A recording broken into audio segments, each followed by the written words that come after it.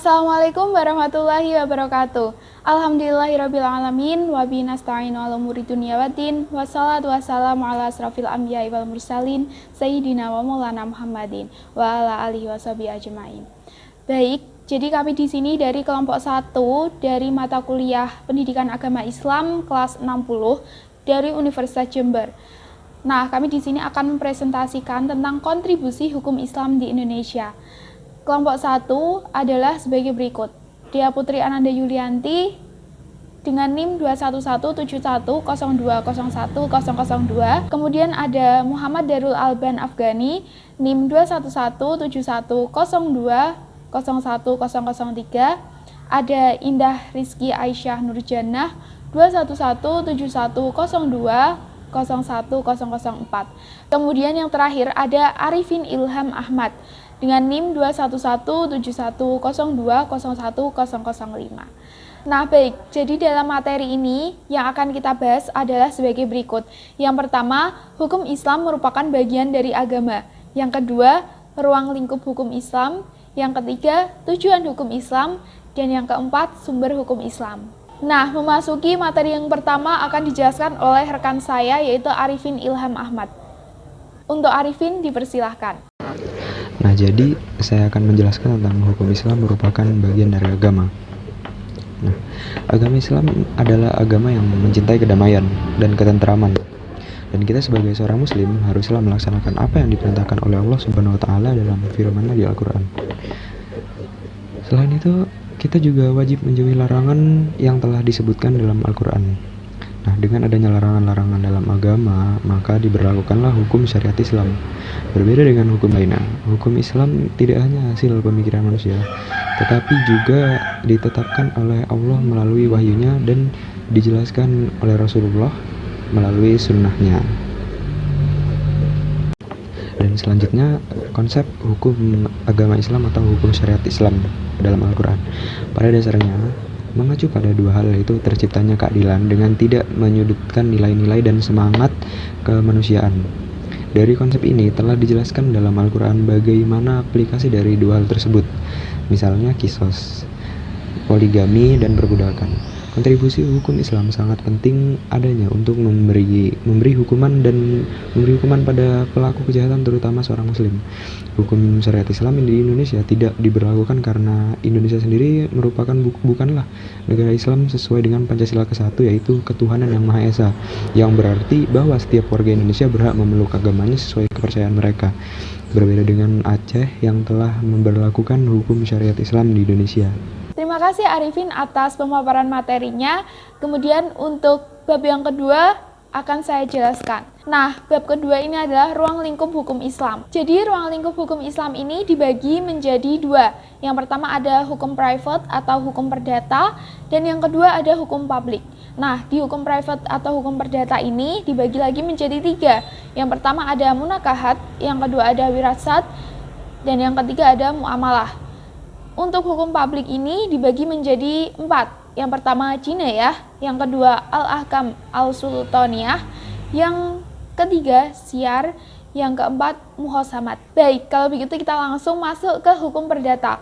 Nah, untuk hukum perdata ini dibagi menjadi 3 seperti yang saya sebutkan tadi. Yang pertama ada munakahat. Munakahat merupakan sebuah hukum yang mengatur segala sesuatu yang berhubungan dengan perkawinan dan perceraian serta segala akibat hukumnya.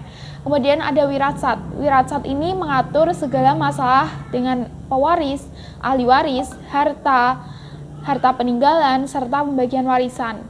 Hukum warisan ini disebut juga hukum faraid. Kemudian yang terakhir ada muamalah. Muamalah ini dalam arti khusus ya, yaitu adalah mengatur masalah kebendaan dan hak-hak atas benda, tata hubungan manusia dalam masalah jual beli, sewa menyewa, pinjam peminjam, perserikatan, kontrak, dan sebagainya. Nah baik, jadi tadi kita sudah membahas tentang hukum private atau hukum perdata. Nah sekarang kita membahas ke hukum yang kedua, yaitu adalah hukum publik. Nah untuk hukum publik ini seperti yang saya jelaskan tadi itu ada 4. Yang pertama ada jinayah. Nah jinayah ini memuat aturan-aturan mengenai perbuatan-perbuatan yang diancam dengan hukuman. baik dalam jarimah hudud atau pidana berat maupun dalam jarimah ta'zir atau pidana ringan. Yang dimaksud dengan jarimah itu adalah tindak pidana. Kemudian yang kedua itu ada al-ahkam al-sultaniyah, yaitu adalah hukum yang membicarakan tentang permasalahan yang berhubungan dengan kepala negara atau pemerintahan, hak pemerintah pusat dan daerah, tentang pajak dan sebagainya. Kemudian ada siyar yang mengatur urusan perang dan damai, tata hubungan dengan pemeluk agama lain dan negara lain. Kemudian yang terakhir ada muhasamat, mengatur soal peradilan, kehakiman dan hukum acara.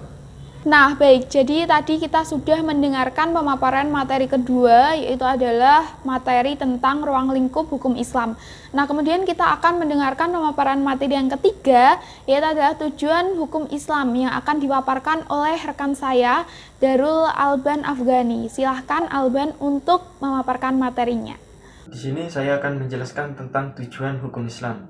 Tujuan hukum Islam 1. Maqasid al-Syariah. Maqasid al-Syariah disebut juga dengan ketetapan hukum Islam. Nah, di sini ada 3 tingkatan, yaitu tingkatan kebutuhan primer yang wajib dipenuhi. Jika tidak dipenuhi akan berantakan. Ada juga kebutuhan sekunder sebagai kebutuhan pendukung dan kebutuhan tersier yang sifatnya hanya melengkapi saja. Kedua, kemaslahatan umat manusia. Sepertinya sudah disinggung di pembahasan sebelumnya, bahwa hukum Islam hadir sebagai penengah atau solusi atas segala permasalahan yang terjadi, baik masalah yang bersifat keyakinan ataupun masalah hubungan interaksi sosial. Yang ketiga, mewujudkan kemaslahatan di dunia dan di akhirat. Ternyata tidak sekedar bermanfaat untuk urusan dunia dan masalah perbedaan saja, hukum Islam juga bertujuan dalam mewujudkan kemaslahatan di dunia dan akhirat.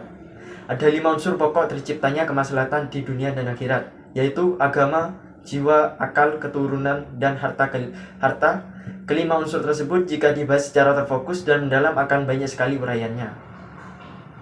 Baik, terima kasih Alban atas pemaparan materi tentang tujuan hukum Islam. Baik, maka dari itu kita langsung saja lanjut ke pemaparan materi yang selanjutnya, yaitu adalah subbab keempat, yaitu tentang sumber hukum Islam. Nah, sumber hukum Islam ini akan dipaparkan oleh rekan saya, yaitu adalah Indah Aisyah. Nah, silahkan untuk Ais untuk memaparkan materinya. Yang keempat adalah sumber hukum Islam. Sumber hukum merupakan segala sesuatu yang berupa tulisan, dokumen, naskah, dan sebagainya yang digunakan oleh suatu bangsa sebagai pedoman hidupnya pada masa tertentu.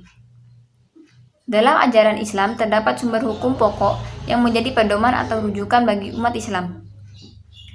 Yang pertama, Al-Quran. Al-Quran adalah kalam Allah yang diwahyukan kepada Nabi Muhammad SAW, ditulisnya berbahasa Arab dengan perantara malaikat Jibril. Dalam surat Al-Insyirah ayat 88, Allah berfirman yang artinya, katakanlah sesungguhnya jika manusia dan jin berkumpul untuk membuat yang serupa dengannya, Al-Quran ini, mereka tidak akan dapat membuat yang serupa dengannya, sekalipun mereka saling membantu satu sama lain.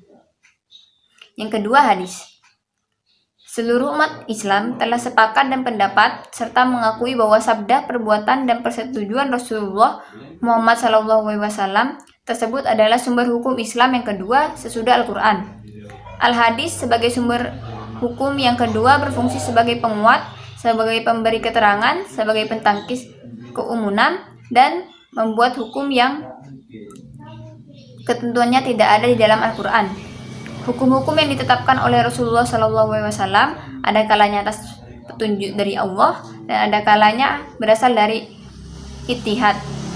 Banyak ayat-ayat di dalam Al-Quran yang memerintahkan akan untuk mentaati Rasulullah SAW seperti firman Allah dalam Al-Quran ayat surat Al-Imran ayat 32 yang artinya, katakanlah Muhammad, taatilah Allah dan Rasul, jika kamu berpaling ketahuilah bahwa Allah tidak menyukai orang-orang yang kafir. 3. Ijma. Imam Syafi'i memandang ijma sebagai sumber hukum setelah Al-Quran dan Sunnah Rasul. Dalam Mu'arraf atau portal akademik Kementerian Agama bertajuk Pandangan Imam Syafi'i tentang ijma sebagai sumber penetapan hukum Islam dan relevasinya sebagai perkembangan hukum Islam. 4. Qiyas. Sumber hukum Islam selanjutnya ada yakni qiyas. Qiyas adalah bentuk sistematis dan yang telah berkembang vari rahyu yang memainkan peran yang amat penting. Sebelumnya dalam teori hukum Islam, Al-Syafi'i kias menduduki tempat terakhir karena ia memandang kias lebih lemah daripada ijma. Baik, terima kasih Ais atas pemaparan materinya. Nah, teman-teman kira-kira tahu nggak sih apa aja hukum Islam yang diterapkan di Indonesia? Nah, seperti judulnya yaitu adalah kontribusi hukum Islam di Indonesia. Nah, kalau belum tahu maka akan kami kasih tahu nih. Nah, silahkan untuk Arifin Ilham untuk memberitahu teman-teman yang belum tahu kira-kira apa aja sih hukum-hukum Islam yang dimasukkan ke dalam hukum Indonesia. Silahkan Arifin. Nah, dan untuk yang terakhir ini tentang kontribusi hukum agama Islam itu sendiri. Nah, kontribusi agama Islam dalam hukum di Indonesia itu telah ditetapkan dalam Undang-Undang Nomor 1 Tahun 1974 tentang perkawinan dan Undang-Undang Nomor 2 Tahun 1989 tentang pendidikan nasional, kemudian diperbarui dengan Undang-Undang Nomor 20 Tahun 2003. Selanjutnya ada Undang-Undang Nomor 7 Tahun 1989 tentang peradilan agama yang diperbarui menjadi Undang-Undang Nomor 3 Tahun 2006 dan Undang-Undang Nomor 17 Tahun 1999 tentang penyelenggaraan haji dan Undang-Undang Nomor 38 Tahun 1999 tentang pengelolaan zakat, dan yang terakhir yaitu Undang-Undang Nomor 41 Tahun 2004 tentang wakaf. Nah, dari undang-undang yang saya sebutkan tadi itu adalah contoh-contoh hukum Islam yang hukumannya telah ditulis dalam undang-undang. Namun ada beberapa hukum Islam yang memang hukumannya itu tidak tertulis dalam undang-undang, seperti dalam Al-Quran tentu saja kita dilarang untuk mabuk-mabukan, meminum khamr dan berjudi. Nah, namun dalam undang-undang tidak ada hukum agama yang akan menghukum seseorang apabila mereka melanggar hal tersebut. Nah, pelanggaran tersebut akan digunakan hukum undang-undang yang berlaku di Indonesia dan bukan menggunakan hukum agama. Nah, baik teman-teman, jadi itu tadi adalah penutupan dari pemaparan materi dari kelompok kami, yaitu adalah kelompok 1. Mohon maaf jika ada kesalahan dan semoga pemaparan materi tadi bisa bermanfaat dan bisa berguna untuk teman-teman semua. Terima kasih. Wallahul muwaffiq ila aqwamit thoriq. Wassalamualaikum warahmatullahi wabarakatuh. Terima kasih.